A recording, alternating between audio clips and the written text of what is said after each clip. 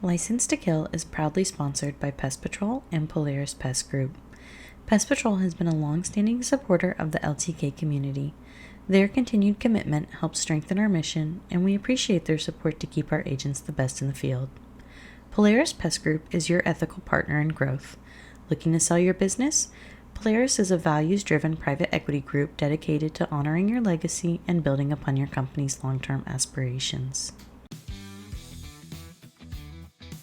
Hi, I'm Marcus, and welcome to the License to Kill podcast, where pest control professionals meet cutting-edge expertise, industry insights, and a whole lot of camaraderie. Whether you're a seasoned pro or just starting your journey as a PMP, this podcast dives into everything that makes our industry tick.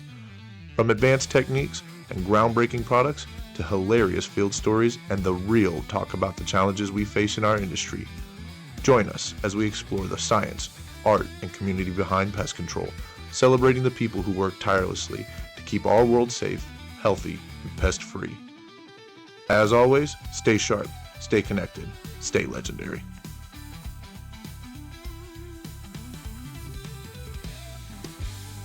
Let's start the show.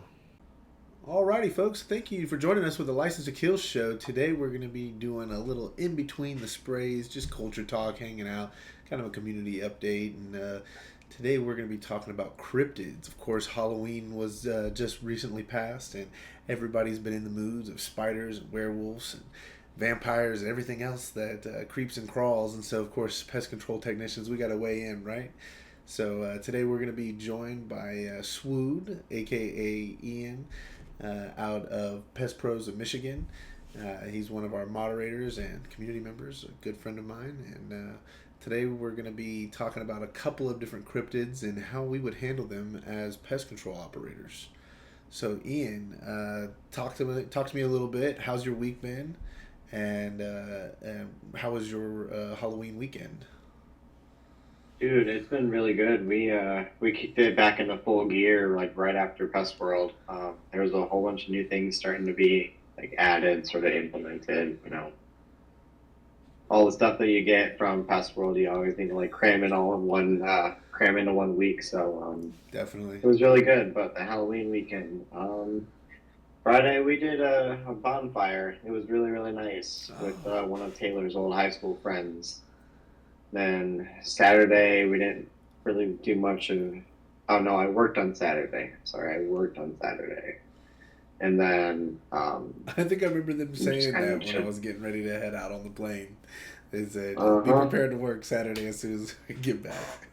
Oh, no, that, dude, last Saturday when we got back from Pest World, yeah, we didn't get back to the home until like 4 a.m.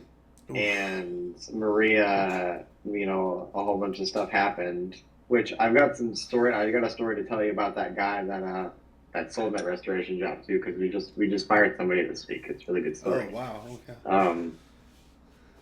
Okay. So didn't get back till about 4 a.m.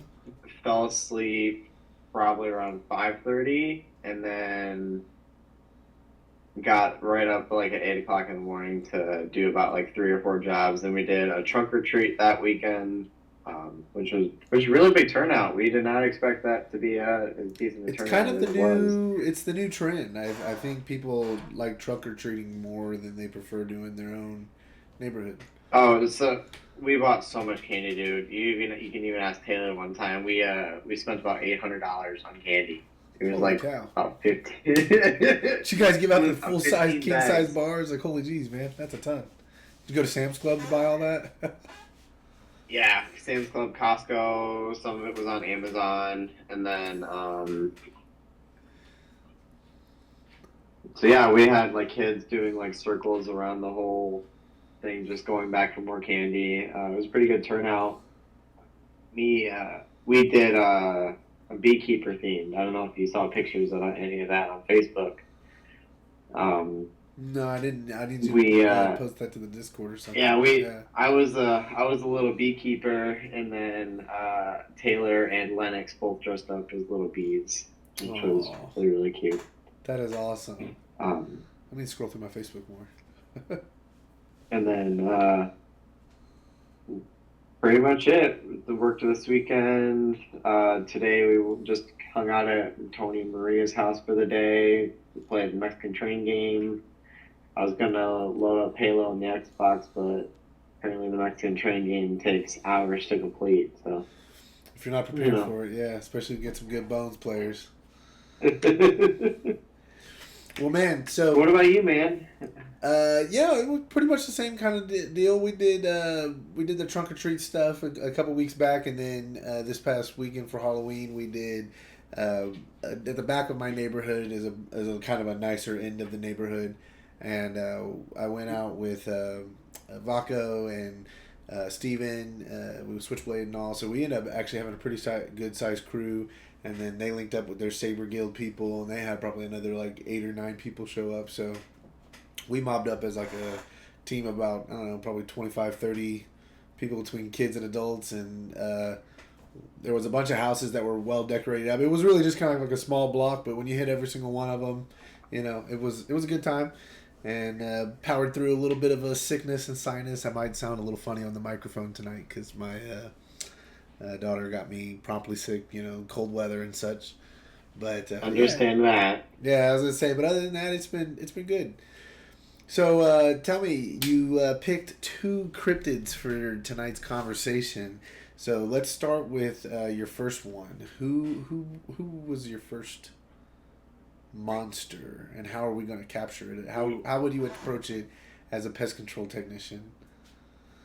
So I did a little cheat sheet because, love ChatGPT and all of its uses. So my first one is definitely the chupacabra.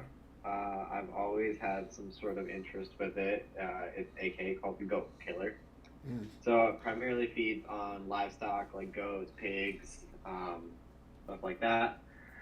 So the way that I would probably take care of them is that if you look on WCS's website, they have like these big freaking trailers for like catching bears and stuff.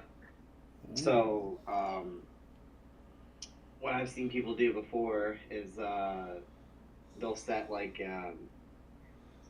some sort of bait matrix for the bear, and the bear will just kind of walk up, and then the door will close behind it. Yeah. So if they like goats, and obviously goats and pigs, right? You just a big old chum bucket of goat and pig guts. Well, I was thinking just sacrifice the goat right there, just kind of put him in the trailer, and then hopefully lead towards said demise. But I've heard they are very, very elusive creatures. They only come out at nighttime, so of course you have to go out at night. Or there's probably a lot of ways you can do it. I don't know. Set the cage up during the daytime when they're not paying attention and they're not out, and come back the next day. Get a little monitoring system. Get a night vision cam, and maybe like an electronic sensor. Skyhawk traps. Skyhawk traps. I bet you they can adapt it. I bet you they can adapt an El Chupacabra trap. That'd be cool. And then there's another one where I would probably do like a night hunt. I'd probably have my gun and sit out on a farm property for, I don't know, the whole night. Just kind of preparing out, looking out for him, seeing if I can take him out with a gun. These are pretty easy when it comes to wildlife tech. There's a lot of very, very many ways you can take care of animals and such. It's pretty fun.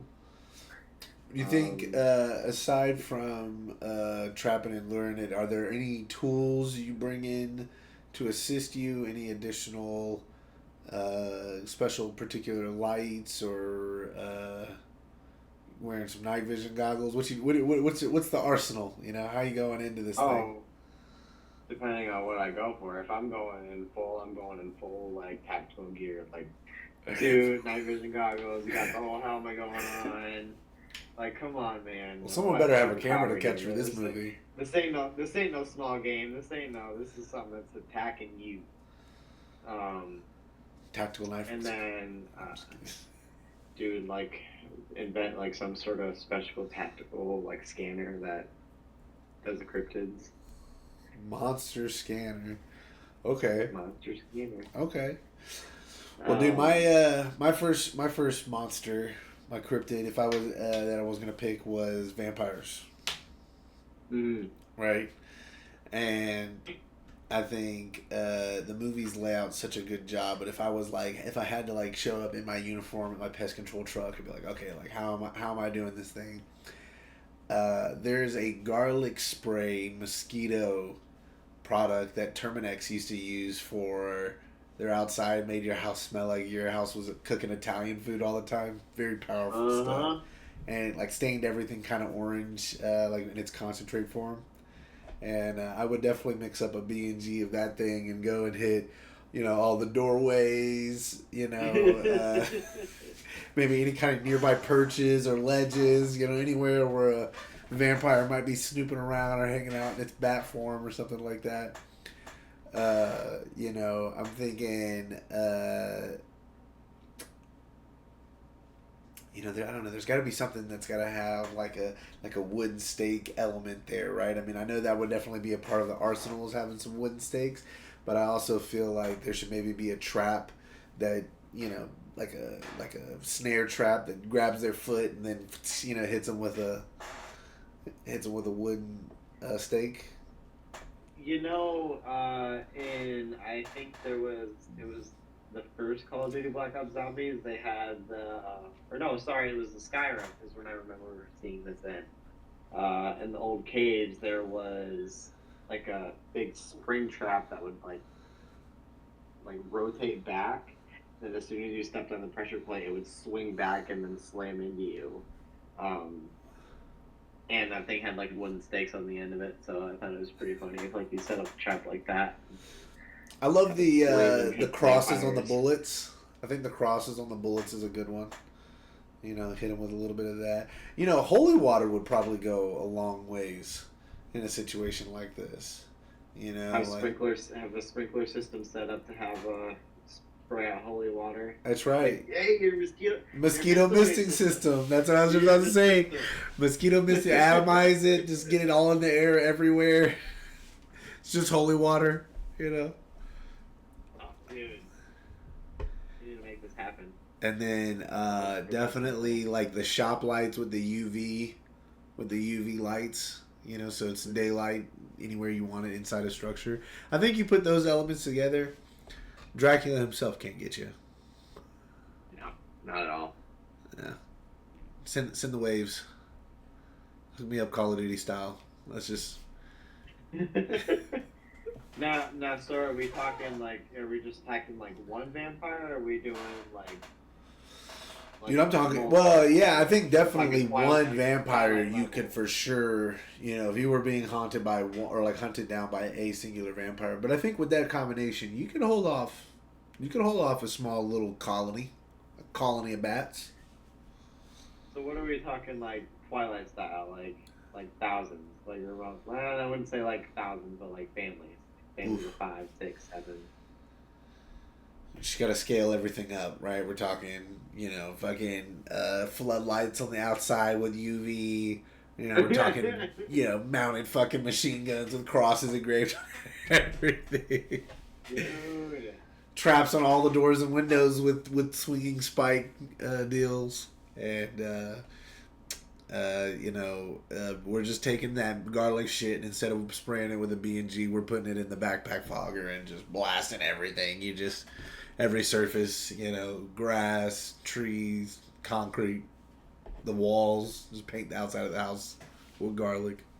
Instead of machine guns, we've got garlic spray in our backpacks. That's exactly right. I think it's actually probably more practical to use the garlic than it is to even do the... use the garlic and the light and the holy water in the misting system, and I don't even think you need the guns, to be honest with you. That's like Since you got last second thing. You also got bat form and that Bird Barrier makes these discs called optical gel, and it's like little discs that have like a garlicky citronella like sticky paste in them. Oh, okay. And it's supposed to when like birds look up or when birds fly up to it, it's supposed to look like fire to them, and when they land on it, it's supposed to get on their like feathers and stuff and be all like super sticky and gross, and they don't want to ever come back to it. I can only imagine. Put those in the line of sight. Yeah. Put those under the spotlights. Reflecting everything. Yeah, in fact, actually, some optical bird traps just to, if you got the floodlights everywhere, just to kind of, reflect light erratically all over the place and beam it off, way off into the distance and stuff. Because then you don't even need turrets, right? You just have random light, scattering everywhere. They can't fly in from any angle. They're just getting blasted by all this UV light and holy water. So, what if we had both of them? Like, we got chupacabras and vampires going up. What are the events coming up? Like, we gotta think of something here. Because the chupacabra is not they don't take down as easily as the vampires with the There's no cheats. Yeah, I don't think there's any pest control cheats. You just whatever the biggest guy, 338 Lapua, you just put it down, lock them up. You hit them with the TikTok sound, lock them up. You put them in the freaking cage. Now the question is, you sell that chupacabra to a zoo or like a university afterwards. I don't know if it's worthwhile to just shoot and then dump. If you capture El Chupacabra. I mean, you got... Somebody's got to study this thing, right? We'll call it a biologist or something. University. Right, yeah. I guarantee they're just going to say it's a mange-ridden coyote or something. Wolfman. Okay, so I was going to say, let's move to our number 2 monsters for the night, because we'll keep it a relatively short and fun podcast for this evening. So, what is your second monster that you brought to the table tonight? Dude, when I was playing Far Cry, I can't remember which Far Cry it was. I think it might have been the 4th Far Cry.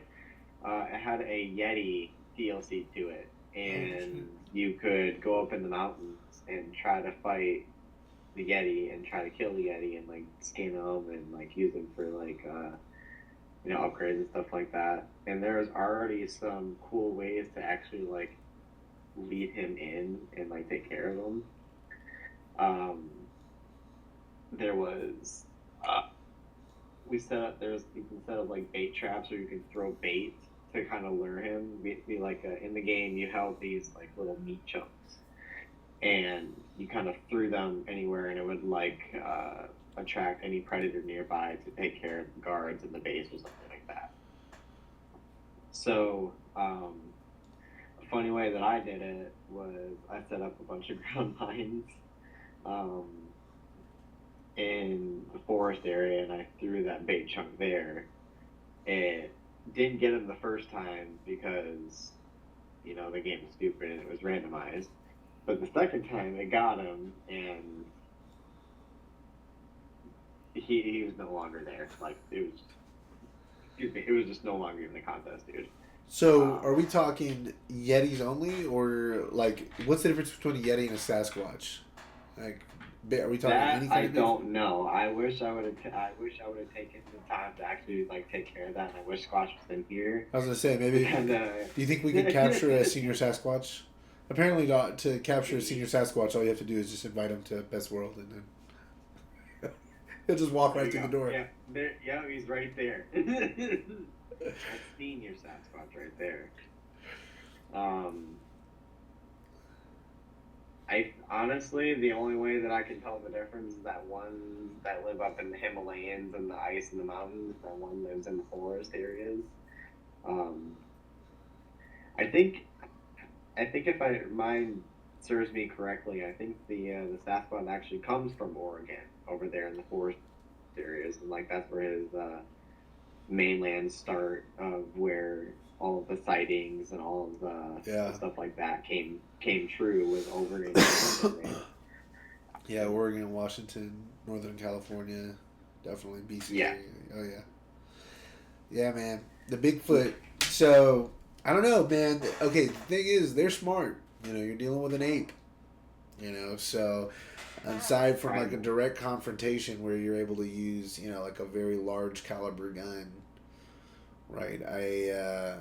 This is going to be kind of a harder challenge when it comes to trying to trick it, right? I don't know if you're going to be able to just snare this animal. Also, they're strong as all get out. You know, I mean, you're talking about probably stronger than a gorilla. A gorilla could take you and just rip you in half. So, what are you thinking? What are you deploying? I don't know if we're going to be able to do ground bombs with chunks of bait that you're tossing at it. I don't know if that method's going to work in the real world. Have that as a display. Let's see, dude. I would probably do the same bait matrix with like the bait and everything like that. Honestly, I would go for the whole like spike pit. I feel like I could dig like a pretty decent spike pit going on there with the wooden stakes in the bottom there, and kind of lure him in with the bait, and then as soon as he kind of gets the bait, he falls down and leaves, and then gets stabbed with the whole wooden stake thing. Let's see. What else? Well, we actually gotta find him first, so trying to find him is gonna be the hard part. Because he moves in the night. Same thing with the chupacabras. He is like one of the hardest creatures to find. Let's see what my thing says.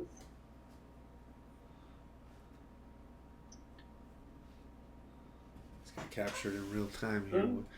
You know, I'm thinking, you know, that trailer might come in handy, but you're gonna have to use more than just food. I think on the inside. I think this is gonna be an animal that needs to be tricked with, you know, some kind of dummy or like odors. You know, yeah. You know, I don't know if maybe like a human.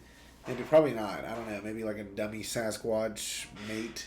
Spray it with some pheromones. And then say a lady Sasquatch. Lady Sasquatch, Lady Squatch. Problem is, I think you have to capture a Sasquatch to get the pheromones. I don't know exactly how we're gonna. Yes. I guess it's just gonna smell like. I don't know. We'll like mix together like orangutan and like, you know, gorilla, you know, pee or something. I don't know. What? Yeah. What were the old commercials? Was it? I think it was either like a beef jerky commercial or something like that. Some Sasquatch link jerky. Yeah, that's exactly right. Yeah, Jack Lee. Yes. Or maybe we just use a piece of jerky. There you go. Just a piece of jerky tied to it into a string. It walks in, it pulls the jerky, and it just closes all the doors around him. Stuck in the trailer. Case closed. What's your second one? My second one was werewolves. I went with the big two, vampires and werewolves. I thought, okay, you got a human, but a human that can transform. When they're transformed is probably your best opportunity to capture them. And you've got a couple things that work in your advantage, right? You got light. You got a silver, right? Which I don't know if a silver bullet might be. I don't know if that's going to be best. Maybe. I guess it can make it extra strong, but I'm kind of wondering, how the silver could be better used. I feel like it could be used for defensive purposes. Like a silver spray. Like an aerosolized silver spray, metallic spray. You think like melting it up in the the smelter and stuff like that, and having it liquefied.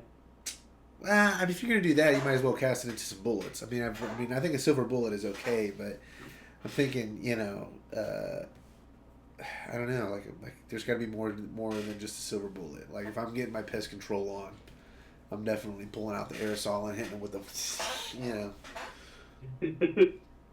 They have. I wonder if there's like the stuff they make the silver paint out of. What material that's? Obviously, it's not real silver, right? But if there's any kind of like metallic dye, like I don't know, it just makes me wonder, like if you could take the same process, like a solvent, like a metal solvent, and put it in a pressurized little sprayer. Yeah. Dude, I didn't even know there was silver paint. I know what you're talking about. Never mind. Yeah, Has there's like paint. A spray is like microlizer. basically like a mirror. Like it's very reflective, and it has like a clear coat on top of it. No. Oh yeah, no, never mind. I know exactly what you're talking about. Yeah. Like forms like a We thin put layer. that. We can put paint backpacks on our back and spray them with silver paint. Heck yeah. Or like, go like spray like, defensive, you know. And then Deep knit. as far as how would we trap, I think you take a mannequin, right? They're just like every movie with a werewolf ever, they're just like ravenously attacking people. Right, so you just put a mannequin in there, maybe like a little audio track of like someone like really scared, or something like, yeah, and then they just run right into the trap. Although I hadn't preconceived the trailer trap that you mentioned at the beginning of this episode, and now I feel like the trailer trap is kind of the answer for everything, right? It's like, Dude, it's wicked. I saw that in like a WCS catalog. I think they even had like a picture of it at the booth this year. They apparently always keep one in their back stock. That's This awesome. thing is huge. So what, it just has like the tailgate's like a ramp, and then like it's got like a trap door or whatever, and then it's like a cage lined box or something. Like, how does this thing work? Like, so it's a pull behind trailer. So you like hook it up to either your quad or like a truck that you can throw out the back. And then it's like a silver aluminum like dome cage circle. oh, okay, huh? And then there's a flap that kind of like flips up. Right. And then there's your trap plate or tripwire. There's trap plate, and then you have your tripwires inside there. So it'll hit the tripwires, and then the whole cage will just close. And it also has like a man door to where you can like enter it if you need to without opening the whole Mechanism. cage. So. Yeah, see, that's what I was thinking. Like, those car hauler trailers. Mm-hmm. You just take a car hauler trailer, and then you weld out a box of like rebar, on the inside. And then I don't know if you've seen like those hog trap doors or whatever. So you have the tailgate that goes down and makes the ramp, but then you have the hog door that goes up. So you kind of have like a and then it just goes and just closes down, and then you just raise up the tailgate and you're out of there, sucker. You just go. You know what I mean? Because I think the mobility behind the trailer is probably the ultimate weapon, right? I mean, you may not be in the best place to handle an animal like that. Just catching them live in the darkness in the woods, you might need some backup, some daylight. Maybe back that trailer into a secure location, government facility or something. Whenever I saw that thing, or when I first saw that thing, I was like, how do you even do that, or how do you even get that in the woods where a bear might be? But then I started thinking about it, like, this is probably for more, like, public thing, like Yogi Bear style, like, oh, they're getting in my picnic basket, and they're getting in my campsite and everything like that. So, setting them up in, like, actual campsites, trying to catch bears that I can see more use for that, and, taking them out and trying to figure out how to get out in the middle of the woods, catch bear. Just to say I caught a bear. Yeah, I just wanted to have a little fun tonight and kind of do something a little less serious. I know everybody out there is probably just shouting like, "Come on, just talk about what gun you'd use, this kind of pistol or that, kind of, rifle or whatever." But I don't know. I think about it, it's just a little bit more fun to solve it from the angle of a pest control technician. How I would be busting out my sprayers to solve this issue, or how I would be busting out maybe the duster gun or something like that, or the bellows duster, and figuring out how to take on these cryptids. But man, I greatly appreciate you for joining me tonight. We're hitting the 30-minute mark, so it's actually kind of timed out perfect for a little bitty in between the sprays episode. So we're gonna go ahead and call it here, folks. Thank you so much for tuning into the License to Kill show, and I hope to see you around. Thanks for tuning into the License to Kill podcast. We hope you found today's episode helpful, informative, and engaging. If you enjoyed the show, don't forget to subscribe to your favorite podcast platform and leave us a review. It really helps us to reach more listeners like you. Have a question or a topic that you'd like us to cover in a future episode? Connect with us through our Facebook, YouTube, and most importantly, our Discord. Until next time, this is your host, Marcus, reminding you to stay sharp, stay legendary, stay connected.